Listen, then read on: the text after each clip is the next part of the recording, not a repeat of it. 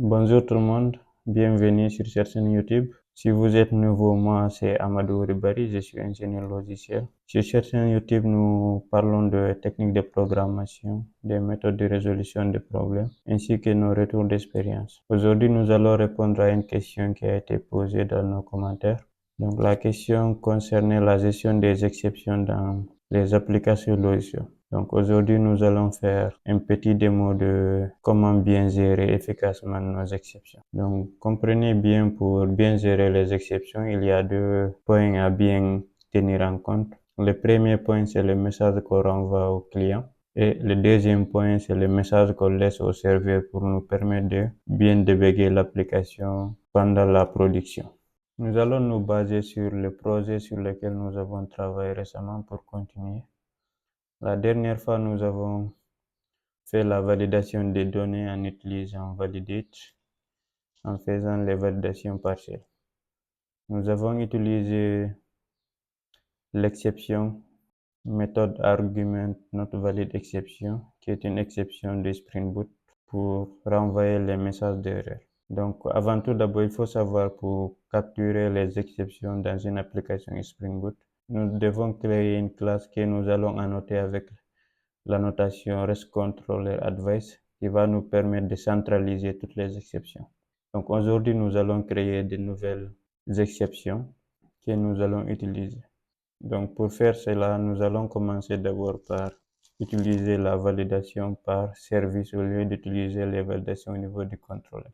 Pour faire la validation au niveau de nos services, au niveau de nos méthodes update ici, nous devons créer une exception qui va nous capturer toute exception de validation de données lorsqu'on fait la mise à jour de nos données.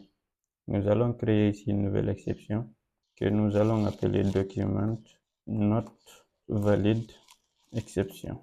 Donc nous avons notre classe ici et elle va hériter de constraint exception.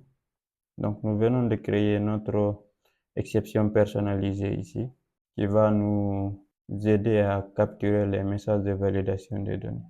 Donc cette exception, nous allons l'utiliser au niveau de notre service. Donc pour faire les validations des données au niveau du service, nous devons utiliser la classe validator.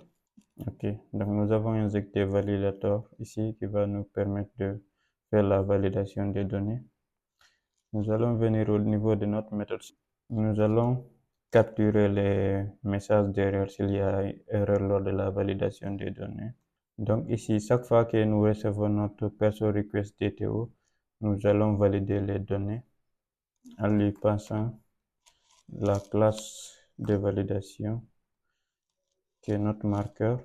Et après, nous allons faire les tests ici.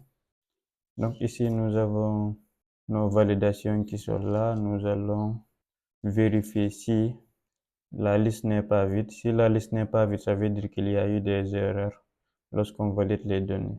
Donc, qu'est-ce que nous allons faire? Nous allons renvoyer une exception. Après, on va lui passer les exceptions. Donc, après avoir fait ça, chaque fois que nous faisons une mise à jour, nous validons les données et nous allons vérifier s'il y a des données non validées. On renvoie une exception de type document not valid exception. Pour que l'application capture ces messages, ces exceptions, nous devons aller vers notre classe global exception ici qui est chargée de capturer toutes les exceptions. Nous allons créer ici une nouvelle exception. À partir de là, nous pouvons créer une liste d'erreurs pour récupérer les erreurs. Nous allons parcourir la liste des exceptions. Voilà. Ici, nous allons créer d'abord le field qui est le champ de validation. Donc ici, nous parcourons la liste des exceptions générées et nous allons les mettre dans notre liste errors. Et à la fin, nous renvoyons une réponse error avec http status bad request. Le message, nous allons dire erreur lors de la validation des données et nous lui passons la liste des erreurs. Ici, nous avons géré le premier point qui concerne les messages qu'on renvoie au client. Donc, le deuxième point concerne les logs du serveur. Donc pour mettre les logs au niveau du serveur, nous allons utiliser Log4j, qui est un framework qui permet de loguer les exceptions. Pour pouvoir intégrer ces modules dans notre application, nous devons ajouter la dépendance au niveau de notre fichier. Donc après avoir ajouté cette dépendance, nous pouvons retourner au niveau de notre exception, créer ici une propriété private. Donc lui, il va utiliser logger factory et nous allons utiliser ça pour loguer les messages au niveau de notre serveur. Nous allons utiliser log.error et on lui passe exception.toString. Donc ici, nous avons nos logs du serveur qui sont là. Et ici, nous allons les logs que nous devons renvoyer à l'utilisateur. Ok, nous allons lancer l'application pour tester. Nous allons utiliser notre client REST pour tester. Donc ici, nous avons les informations, mais nous n'avons pas l'ID de l'utilisateur. Et pour faire une mise à jour, l'ID est obligatoire. Nous allons lancer la requête. Donc comme vous voyez ici, nous avons bel et bien le message d'erreur qui est là, qui vient de notre exception. Et si nous regardons maintenant le log du serveur, nous voyons bel et bien le message qui est là. Nous avons document not valid exception, qui est la classe d'exception, et nous avons le message qui est là. L'ID est obligatoire. Donc avec ces messages, nous pouvons débugger notre serveur en production, notre application, pour savoir qu'est-ce qui se passe lorsqu'il y a une action utilisateur. Donc, nous avons fait un premier exemple. Nous allons faire un nouveau exemple d'exception. Nous allons retourner vers notre classe person service ici. Nous avons validé ici les données. Maintenant, concernant les points qui sont critiques dans notre application, la recherche d'une entité à travers son ID, on peut trouver l'entité, mais on peut ne pas encore trouver l'entité. Donc ça, c'est un point critique. Donc à chaque fois que vous faites une recherche, il faut gérer l'exception lorsque la donnée n'est pas trouvée. Ça veut dire la ressource n'est pas trouvée.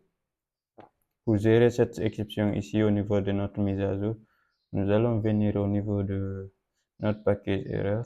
Nous allons créer une nouvelle classe qu'on va appeler ResourceNotFoundException. Cette classe va hériter de la classe de base RuntimeException. Donc nous avons notre classe ResourceNotFoundException que nous allons utiliser pour capturer l'exception lorsque la personne recherchée n'est pas dans notre base. Donc nous allons enlever ici le get. Nous allons utiliser throw exception. Voilà. Donc ici, si la personne n'est pas trouvée, nous renvoyons une exception. Donc ici, on lui passe le message. Lorsque la personne n'est pas trouvée, nous générons une exception de type NotFoundException qui est là avec le message. Pour pouvoir capturer cette exception, nous allons retourner dans notre classe global exception. Nous allons créer une nouvelle méthode. La notation va porter ressources NotFoundException.class.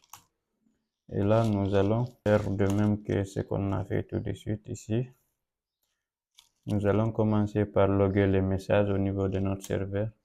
Et après, nous allons créer un message. Nous allons créer une liste d'erreurs à renvoyer au niveau de notre client. Et ici, nous allons retourner new response entities. On lui passe notre classe personnalisée. On lui passe http not found. Nous lui passons le message exception.getMessage et nous lui passons la liste des erreurs avec les statuts not found. Donc nous allons tester cette nouvelle exception. L'application est lancée, nous allons aller faire les tests.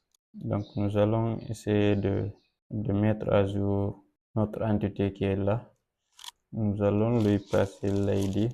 L'ID 102 n'existe pas dans notre base de données. Nous allons lancer le test. Voilà. Donc nous avons ici le message d'erreur qui est bien formaté, qui est là. Personne avec l'ID 102 not found. Donc ici c'est le message que le client reçoit. Et là, côté serveur, nous avons logué le message d'erreur. Et on a notre erreur ici. qui est là, avec la classe resource-not-found-exception.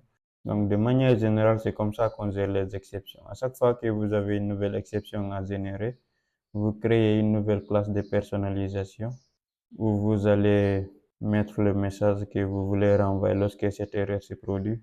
Et au niveau de notre global exception qui centralise toutes les exceptions, nous mettons là-bas les exceptions. Pour générer le cas des exceptions inattendues, ici nous pouvons utiliser l'exception globale qui est exception. Voilà, nous allons loguer le message d'erreur. Au lieu qu'on renvoie le message d'erreur inattendue, nous allons envoyer nous-mêmes un message. Par exemple, erreur inattendue du serveur. Nous allons retourner new response entities. Et là, au lieu qu'on envoie l'exception générée par le serveur, nous envoyons notre exception erreur inattendue du serveur. Donc celui-là, il va capturer toute autre exception inattendue qui survient dans notre logiciel. Et il va renvoyer le message d'erreur personnalisé avec le statut internal server error qui est l'exception 500. Donc de manière générale, c'est comme ça que nous gérons toute exception. Et chaque fois que vous avez une exception, voici la procédure à suivre pour bien gérer l'exception. Merci et à la prochaine vidéo.